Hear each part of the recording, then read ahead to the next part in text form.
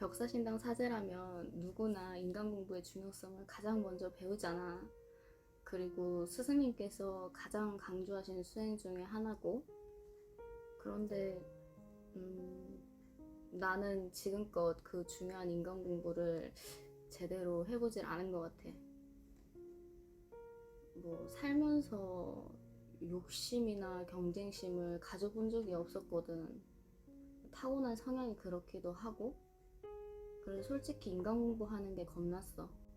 인간 공부를 하다 보면은 잘 풀릴 때도 있겠지만 때로는 부딪히기도 할 텐데, 그런 해결되지 않는 감정들을 가득 품고 답을 찾을 때까지 마음의 중립을 지킨다는 게 사실은 그게 쉬운 게 아니잖아. 뭐 어쩌다 한 번씩 보는 우리 사이도 아니고 매번 한 공간에서 마주치게 되는데, 그게 굉장히 나한테 있어서는 정말 심장이 떨리는 일이었거든.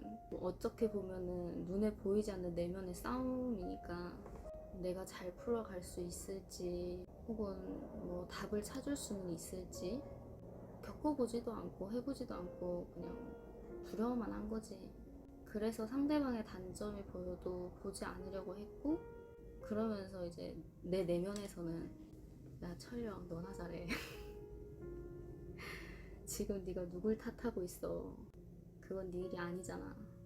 네가 맡은 일이나 충실히 하고 스승님께서 내려주신 명, 만들어주신 자리, 그거면 됐지 뭘 더 욕심을 내.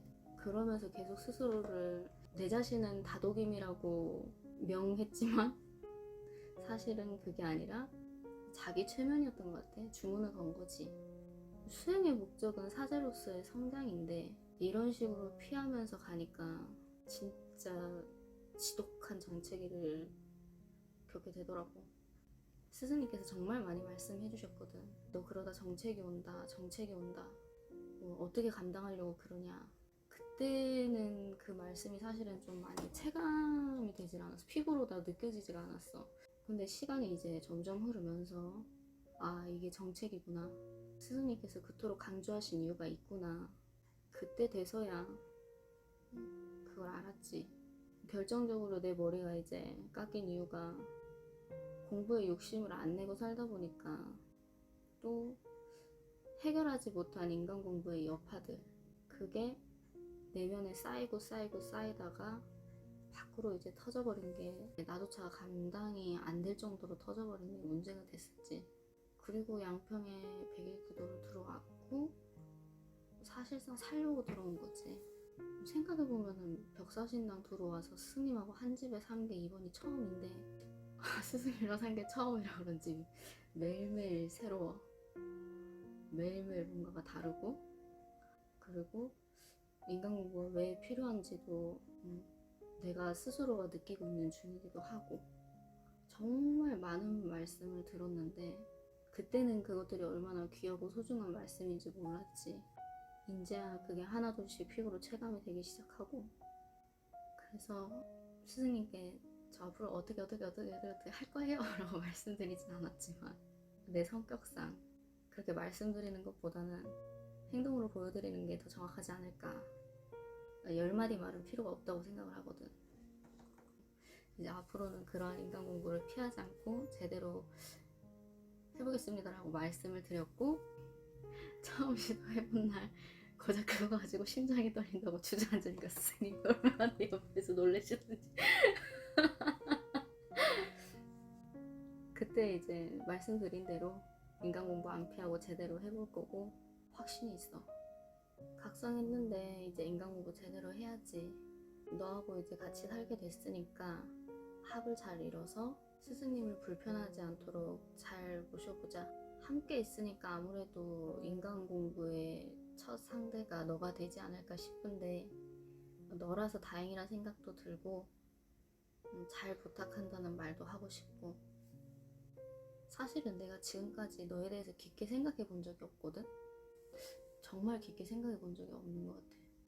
앞으로는 서로 잘 알아갔으면 좋겠고, 우리에게 어떤 공부가 오든 간에 내가 선배로서, 친구로서 더 많이 알아가려고 노력을 해볼게. 너 역시도 스승님 바로 옆에서 애쓰고 힘들겠지만 지치지 말고 기운 내고 나도 열심히 도와줄 테니까 뭐 도울 일 있으면 언제라도 편하게 말하고 오늘 너하고 첫 정화의 시간이니까 서로 허심탄회하게 척하지 말고 숨기지 말고 솔직하게 한번 얘기를 해보자. 내가 사회에서 잘못된 못된 습들이 아직 많이 남아있어서 내가 앞으로 선배한테 배울 게 너무 많은 것 같아.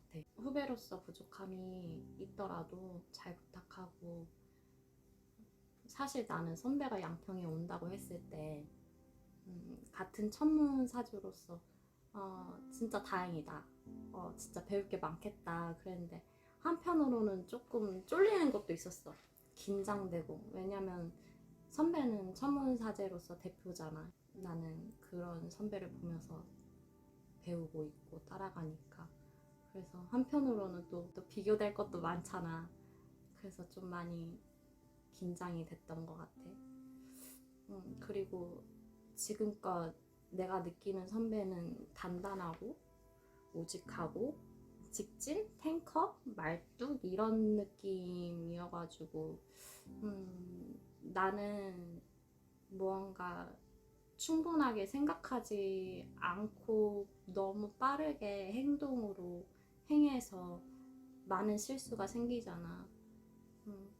그래서 다른 사람들 입장에서 보면은 혜령이는 말을 좀 잘 안 듣고 움직인다, 영양가도 없이 분주하기만 하다, 건넘는다 그렇게 보일 수도 있는데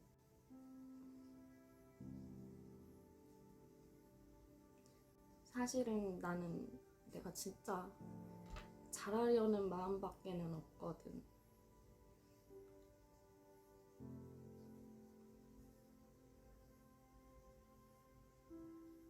근데 내 마음과 달리 자꾸 실수가 반복되고 해가지고 속상한데 스승님께서 무슨 말씀을 하시면 신속하게 잘 처리해야 된다 라는 그런 게 내 뇌를 지배를 해가지고 몸이 벌써부터 막 뛸 준비를 하고 있어.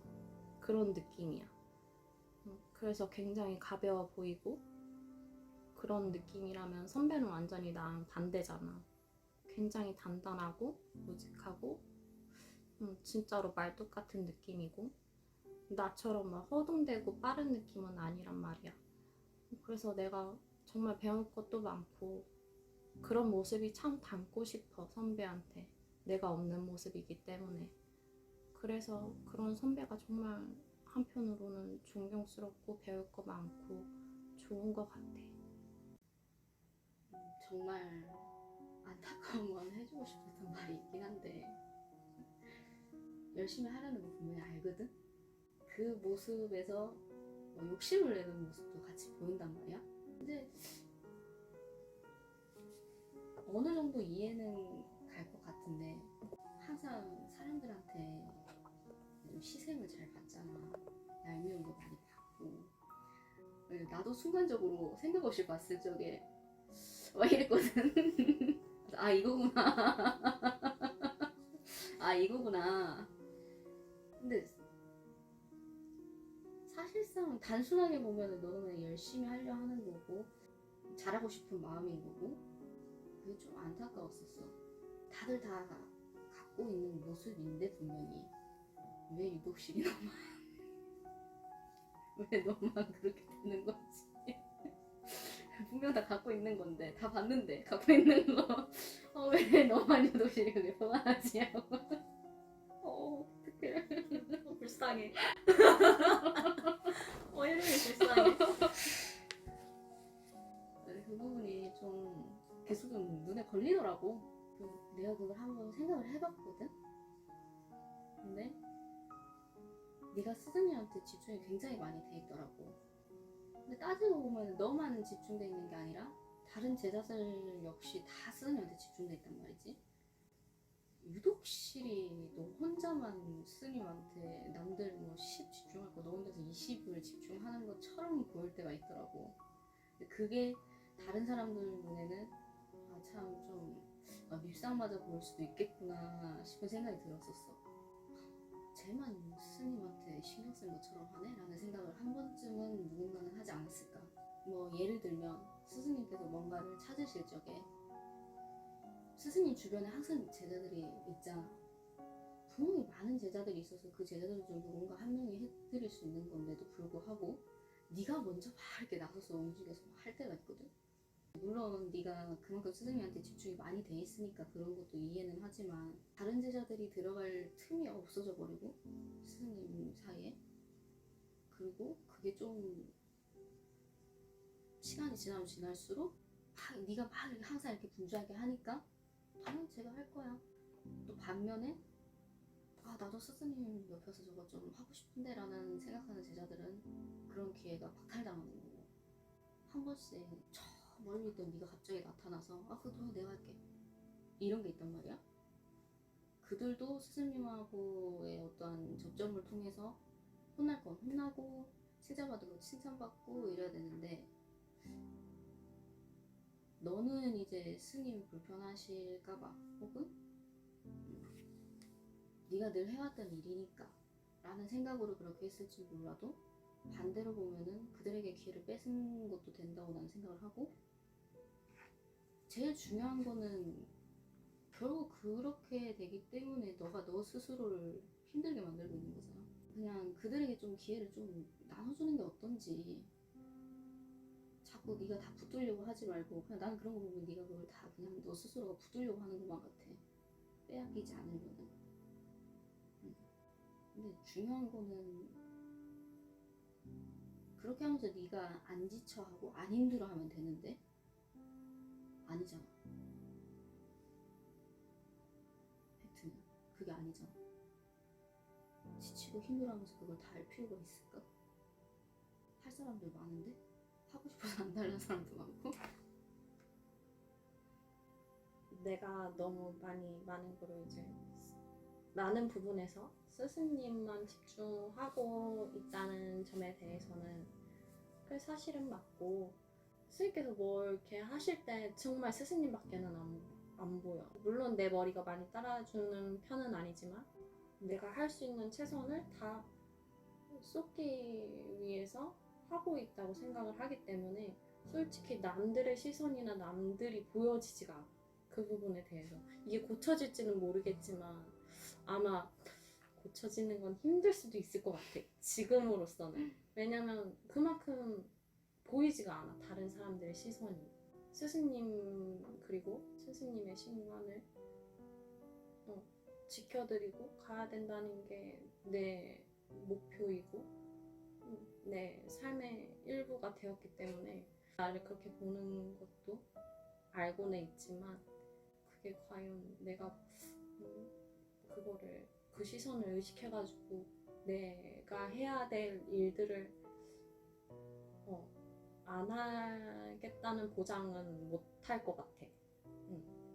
그리고 나는 스승님 앞에서도 그렇고 스승님이 안 보이시는 곳에서도 항상 제자가 수행하는 거는 똑같아야 된다고 생각을 하거든.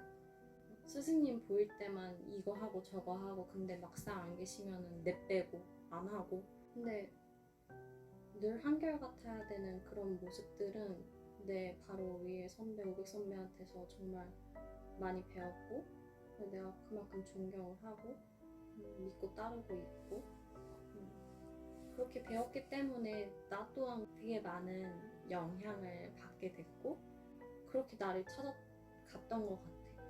옆에서 한 근 3년 동안 스님께 많이 배웠으니까 불편하시지 마시라고, 그리고 그걸 한번 그 사람들이 하고서는 또 한 번 손을 내가 또 댈 수도 있는 거기 때문에 그냥 애초에 내가 하면은 되지 않을까 라는 것 때문에 변함을 줬던 것 같아.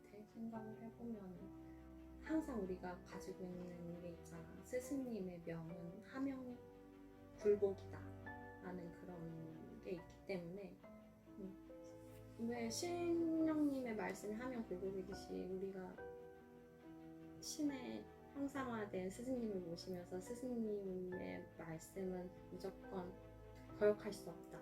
들어야 한다. 뭐 하면 굴복이다. 이런 게 박혀 있기 때문에 내 행동에서도 그런 게 많이 나오는데, 예를 들어 이번에 선배 그 머리 깎이던 날 대수가 들어갈 뻔했잖아. 그때 이제 스승님께서 주문을 하신 대로 가위 가져와 하면은 가위 갖다 드리고, 칼 가져와 하면 칼 갖다 드리고, 뽀뇨 찾아와 하면은 뽀뇨 찾으려고 내가 막 뽀뇨 어딨냐고 막 찾고 다녔었거든.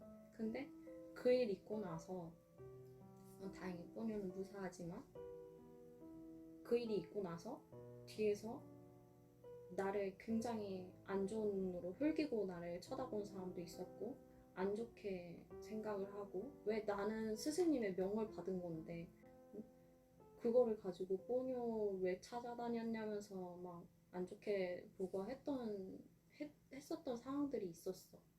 근데 나는 그거를 이해할 수 없는 거야. 그런 나를 그렇게 밉보고 꼴 보기 싫어하고 얄미워하고 뽀뇨를 찾고 다녀? 했던 그런 시선이 나는 이해할 수가 없는 게, 어떻게 스승님의 말씀이 딱 떨어졌을 때 하면 굴복을 해야 되는데 그렇게 행동을 할 수가 있지? 나는 정말 이해할 수가 없었어.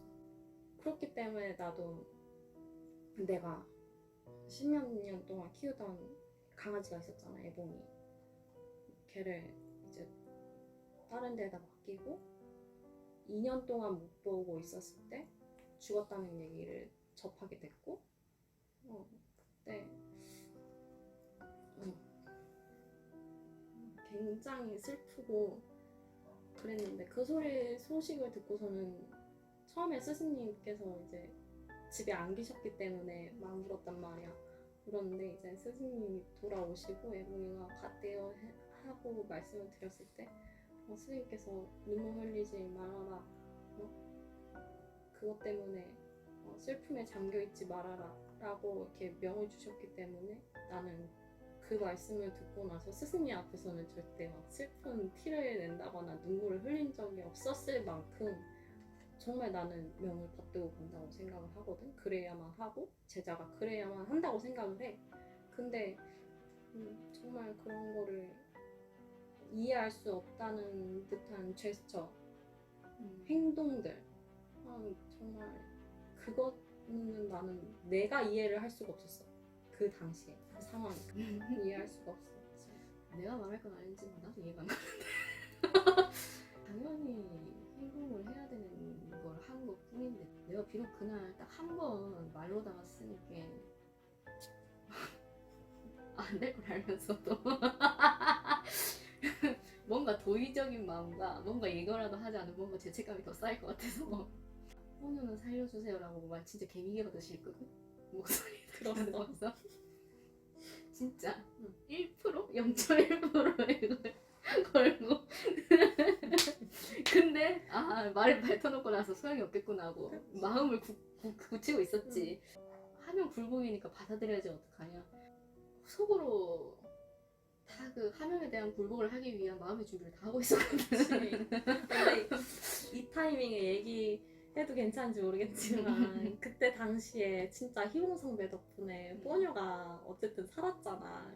스승님 살려주세요 하면서 막 뽀뇨 막 이렇게 막 뺏고 막 그랬단 말이야, 스승님한테. 근데 그게 정말 한편으로는 다행이다라고 생각을 해. 그렇기 때문에 뽀뇨가 정말 무사하게 지금도 잘 지내고 있고. 근데 나도 그 부분은 이제 고맙지. 내가 어찌됐든 걔를 뭐 지켜주고 살려주진 못했지만 그래도 희공 선배가 걔를 살려주고 했으니까 그 부분에서 나도 고맙게 생각해. 그래서 일단은 우리는 함영굴복이 정말 중요하잖아. 뼈에 새기고 저 심장에 새기고 있는, 그러기 때문에 나는 이 모습을 고수할 수밖에 없고, 아무리 사람들이 나를 얄밉게 보고 믿게 보더라도 나는 이렇게 가야 된다고 생각을 하고 이렇게 가는 게 맞다고 900번 생각을 해도 이 모습일 것 같아. 난 진짜 스승님께서 어디 가가지고 누구 멱다와 이러면 진짜 칼 가지고 가서 멱다올 자신이 있고, 스승님이 진짜 너 죽어 하면은 그 자리에서 진짜 죽을 수 있을 정도로 나는 함영굴복이 내 뼈에 박히고 살에 박히고 심장에 박힌 것 같아. 근데 그 마음 충분히 이해해. 그냥 난 내가 그런 줄 몰랐는데 내가 그런 스타일이더라고. 특히 그 뒷배 볼 때 스승님께서 이제 순간적으로 즉각 이렇게 명을 하시잖아. 그럴 적에 내가 뭔가 못 움직일 적에 누군가한테 손이 빈 사람한테 이거 좀 해다 줘요. 혹은 뭐 이거 좀 찾아줄래? 이렇게 얘기를 했을 때 왜? 라는 반문이 들어오잖아. 엄청 화가 나. 스승님께서 이게 필요하시다고 하는데 이걸 구구절로 어떻게 설명을 해. 쿠팡 같이 봤잖아. 그렇지. 같이 눈으로 봤는데 왜라는 말이 왜 나와. 나중에 끝나고 물어보면 되지. 근데 네가 왜 몸이 더 먼저 움직일 수밖에 없는지, 왜 하면굴복이 그런 마음이 네가 왜 먹어지는지 나는 너무나 충분히 이해가 가. 선배가 하는 일에 뭔가 되게 책임감을 가지고 한다거나 하는 게 분명히 눈에 보이는데 실장님께서 선배를 보면은 이제 성의 없는 공무원 같다 이렇게 얘기를 하실 때가 있잖아. 저 공무원은 공무원인데 성의가 없어 보이는? 그러니까 왜 그런지는 모르겠는데 난 알 것 같아. 나하고는 정말 많이 다른 게 나는 이렇게 정말 많이 움직인다고는 하지만 표가 안 나거든. 나 불쌍해. 슬퍼. 어떡해. 나 진짜 하루 종일 움직이고 막 하는데 슬프다. 막 표가 막 안 나. 슬프다. 진짜 너무 슬픈 일이야 이거는. 근데 이제 선배가 딱 맡으면은 그거에 대해서 표가 난단 말이야. 희한하게. 나는 표가 안 나는데 왜 선배는 표가 나냐고. 모르지 나도. 일단은 들어봐. 네, 그만큼 이제 뭔가 되게 잘하고 공무원같이 체계적이고 그러잖아. 근데 왜 이렇게 성의가 없어 보이는지 그런 모습들이 있어. 근데 딱 앞에서 딱 나와줄 때 나와주고 하면은 좋은데 너무 선배가 가지고 있는 능력에 비해서 뒤로 빠져 있는 게 아닌가. 왜 저러는 것인가. 차라리 날 줄 것이지. 쉬는 불공평해. 안 돼, 이러면 안 되는데 이 말은 취소하고 어쨌든 좀 너무 뒤로 빠져 있는 게 아닌가 싶어. 이렇게 앞으로 나와 있으면 정말 좋을 것 같아. 나는 왜 실장님께서 성의 없는 공무원이라 하셨는지 대충 짐작이 가긴 가거든. 내가 생각해도 아하 이랬으니까 딱 맞는데 이러면서 일단은 뭐 내가 나서야 할 때 나서지 못한 부분이 좀 많이 답답하다고 느꼈을 것 같은데 사제로서 산 기간보다는 그냥 뭐 천지분간 못하고 산 기간이 더 길었잖아. 내가 살아오면서 뭔가 이렇게 앞에서 나서서 뭔가를 하고 이렇게 해보질 않았지. 가만 생각을 해보면 난 나서는 거를 굉장히 즐기고 좋아했었던 것 같거든. 왜 그런 게 불편하지 않아 스스로가 느끼기에. 또 그렇게 안 살아온 시간이 또 좀 많이 굳어진 것도 좀 문제가 되는 것 같기도 해. 근데 이제는 해볼게. 가만히 생각을 해보니까 나는 앞에 나서는 걸 즐기는 사람이었거든. 인정을 안 할 수가 없는데 이거. 잘 됐네. 양평에 100일기도 들어와가지고 살려고 들어왔던 것도 거의 절반의 이유를 넘게 차지를 하고 있고, 그 중에 나머지가 차지하는 게 잃어버렸던 내 모습들을 찾는 거. 지금의 모습을 완전히 다 없애겠다 이게 아니라 내가 잊고 있었던 거, 잊고 있었던 내 모습들을 찾는 거에 되게 집중을 좀 많이 하고 있거든. 앞으로는 좀 더 나서려고 노력은 해볼게. 앞으로 나설 때 나서보려고 할 거고, 그렇다고 해서 갑자기 사람들한테 없던 관심을 막 억지로 가지려고 이럴 생각은 아니야. 적당한 무관심도 사용을 할 거고 적당한 관심도 사용을 할 거고, 이제까지 사람들하고 인간공부를 피하고 이렇게 했던 이유 중에 하나는 그냥 큰 분란 만들고 싶지 않았고, 길게 말하는 게 싫었고, 그리고 대화가 안 통한다는 느낌을 너무 많이 받았기 때문에 이게 뭔가 대화를 하려면 받고 주고가 돼야 되잖아. 근데 대화를 하자고 하면은 무조건 주고야. 받는 게 없어. 그러니까 사람이 얘기하고 싶지 않잖아.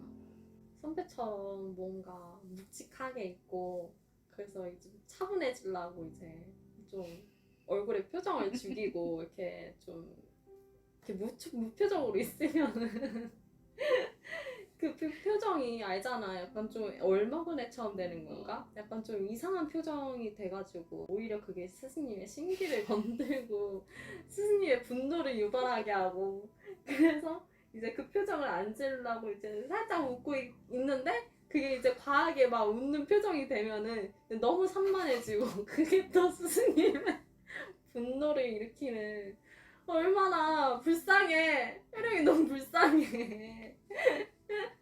진짜 이러고 싶어도 이게 안 되고 저러고 싶어도 저게 안 되는 내가 너무 참 안쓰럽다. 근데 선배는 그런 게 아니잖아. 나처럼 그런 게 아니라 딱 묵직한 그런 게 있으니까 얼마나 다행이야. 진짜로. 아, 좋게 생각해 다혜야. 왜냐면 얼굴 표정 하나로 스승님을 자극할 수 있는 거야. 유일하게 자극을 안 받으시는 스승님께서 얼굴 표정 하나로 스승님을 자극할 수 있잖아. 아니 그게 무슨 말이야? 그게 무슨 말이야? 좋게 생각해. 야 여기서 누가 그렇게 자극을 줄 수 있어 스승님께. 이게 무슨 말이냐고. 지금 정한 씨가 마지막에 막 지금 막타임 돼간다고 막말하네. 막말이라니. 좋게 생각해. 좋은 거 아니? 이거 좋은 거야? 왜 좋은 거야 그게? 스승님을 자극할 수 있잖아. 그게 좋은 자극이든 나쁜 자극이든 어쨌든 스승님을 자극했잖아. 얻을 수 있는 게 없어. 왜 없어? 자극을 하니까. 자극을 하니까 얻고 싶어도 얻을 수 있는 게 없어. 아니지. 그렇게 감정을 표출하심으로 해서 스승님께 스트레스가 좀 풀리시겠지. 얻으시는 거 아니고? 뭐 조금 얻으실 수 있겠지. 아니라고는 말 못하겠는데 이상하게. 뭐 어찌됐든 오늘도 애썼고 인제서야 비로소 제대로 된 정화의 시간을 가져본 게 아닌가라는 생각이 좀 드네. 되게 그래 이렇게 마음이 편안해야 된대, 그지? 정화의 시간이 정말 마음 편하고 얘기 잘 받아줘서 고맙고 또 얘기해줘서 고맙고 오늘 하루도 애썼어. 선배도 애썼어. 항상 뭔가 정할 시간 하면은 뭔 얘기를 해서 저를 물어뜯어버릴까 그런 사냥의 시간. 좀 사냥을 해볼까? 너의 단점을 내가 다 얘기를 하겠어. 너 기대해. 약간 이런 느낌의 정할 시간이었는데 맞아. 이제 그런 게 아니고 이제 나도 진짜 편안하고 진짜 잘 얘기가 오오하고 해가지고 좋은 것 같아. 고생 많았어. Yes. 앞으로 조금 더 서로에게 편안하게 털어놓을 수 있고 또 가감없이 받아줄 수 있는 사이가 됐으면 좋겠어. 오늘 하루도 고생했어. 고생 많았어. 사랑해. 시집봉.